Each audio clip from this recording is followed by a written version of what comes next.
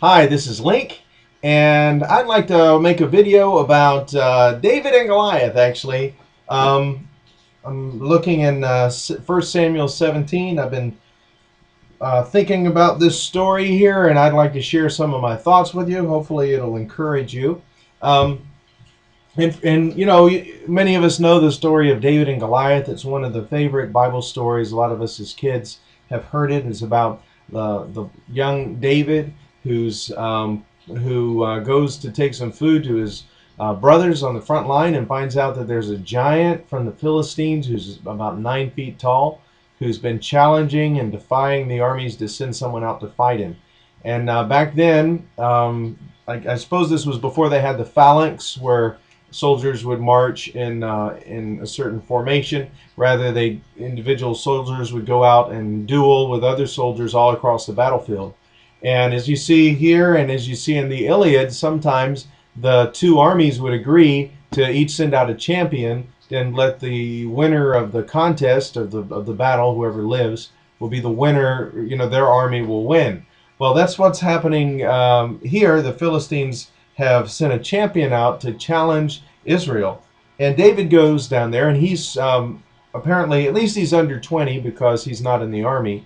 And he's been watching sheep. He does a very menial job all the time. He likes to play the harp. He's probably singing some of these songs. He becomes a psalmist later in life to the Lord while he's out there in the field. But his father sends him to his brothers who are older, who are in the army, to deliver some food and to deliver their commander some food. And he hears this giant yelling and challenging the people of God. And I'd like to just focus on David's faith and how David had faith for what God was going to do. When David hears Goliath challenging the people of Israel, he says, David asks the men standing near, "What will be done for the man who kills this Philistine and removes this disgrace from Israel? Who is this uncircumcised Philistine, that he should defy the armies of the living God?" Now, I believe that David had some knowledge of the scriptures, that he had knowledge of what Moses had taught. And according to Moses, according to what God had spoken through Moses, if the people of Israel are serving the Lord, if they're obeying his commandments, then Israel's enemies will flee in 7 different directions. That one of them will put them in. Sorry, one of them will put seven. What was it? One of them will put 1,000 to flight. And anyway, so yeah, I think it says they'll flee in 7 directions, and Israel would win. And here, Israel, no single individual Israelite is willing to go out and face this giant in spite of the promises of God. Now, the situation in Israel, Saul had failed in a lot of ways, but he had driven out the witches. Apparently, he'd probably torn down the idols, and Israel was serving the Lord right now. And David believed that God could deliver Israel, and David believed that God could use him to do this. And Eliab was David's oldest brother. And God had already through Samuel, had already had Samuel anoint David to be king, not Eliab, but Eliab, David's oldest brother, heard him speaking with the men.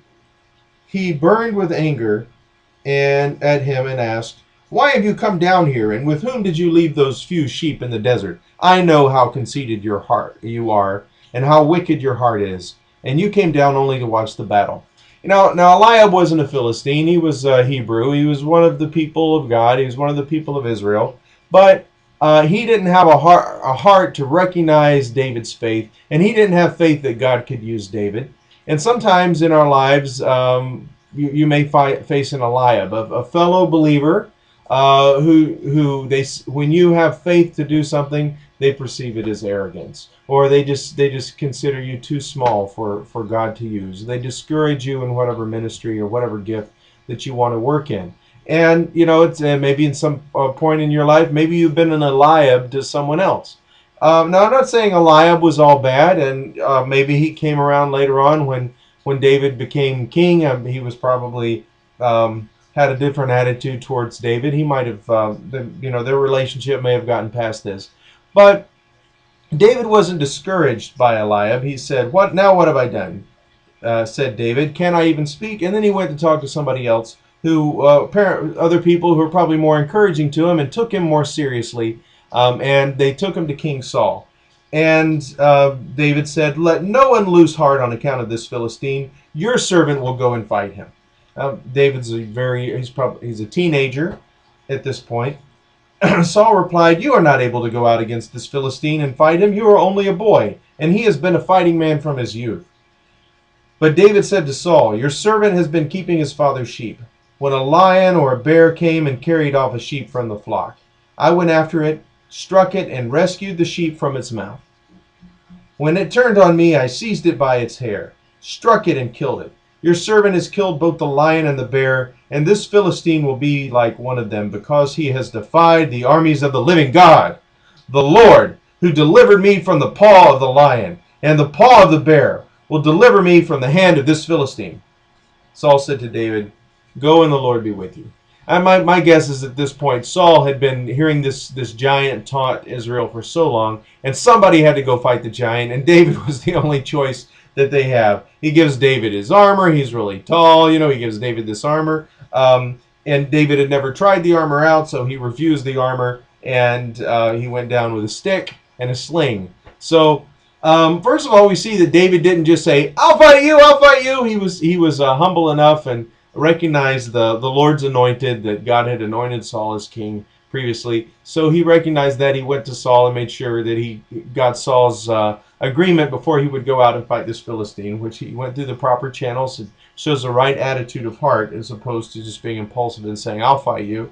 But we also see that David had learned to trust God in mundane matters in his life. Now, he had probably one of the most boring jobs in the world, sitting around watching sheep and taking care of sheep. He probably had to do a lot of work too, but probably a lot of sitting there. But there were wild animals back then, and he had to fight lions and bears.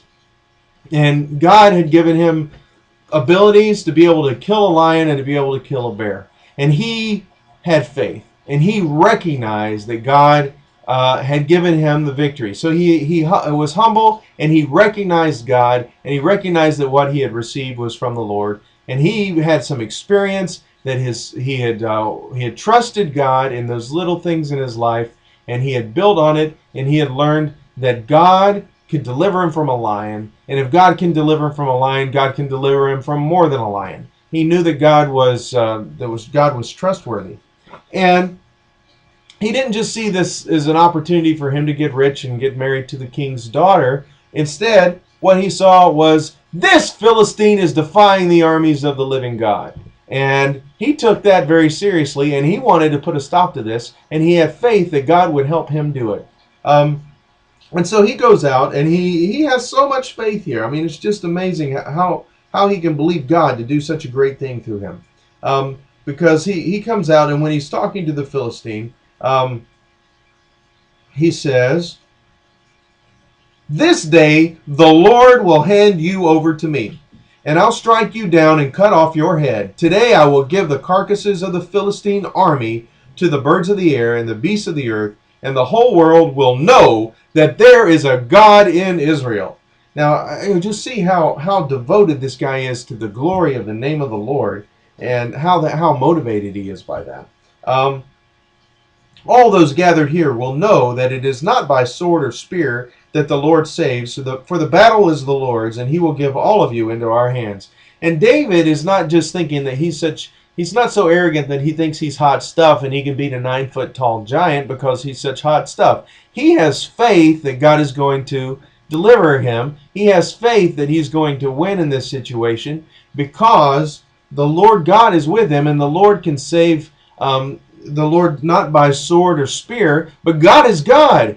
And it doesn't matter. He's going to go, he has a stick and he has a sling, but the battle is the Lord's, and he trusts God that God is going to give it to him. And I think we can't overlook the work of God in a person's heart who has faith to do something great for God. I believe the Lord was working on David's heart, and David is also, Peter calls him a prophet, and I believe he had something in his heart that told him that he was going to win, but he still had to go step out there and do it. That this was the thing that God wanted him to do, and he had to step out there and do it. And he was the one who marched forward, and he was the one who took the chance, and he was the one who not take the chance really, but he trusted in God, and God backed him up. And another thing I really like about, or I noticed about David, is that he became good friends with Jonathan. And if you look at Jonathan, you can see why they're kindred spirits. Jonathan said, hey, let's go out and fight the Philistine army, him and his armor bearer. Let's go out and fight these guys. If they say, come up here, that's a sign the Lord has delivered them into our hands. And so Jonathan, a few chapters earlier, had displayed the same kind of faith. And sometimes you're going to meet somebody else who has faith, and you want to get to know that person and connect with that person and form a friendship with that person, and you encourage each other in the Lord. And I believe that's why Jonathan liked David so much. Wow, look what this guy did with this giant. This is awesome. And it encouraged Jonathan, and Jonathan had that faith in him as well. So they made good friends, and they encouraged one another. Well, God bless you. Thank you for watching this video. I know this is a very common Bible story, but it's a great one, and I hope that it's encouraged you. Thank you.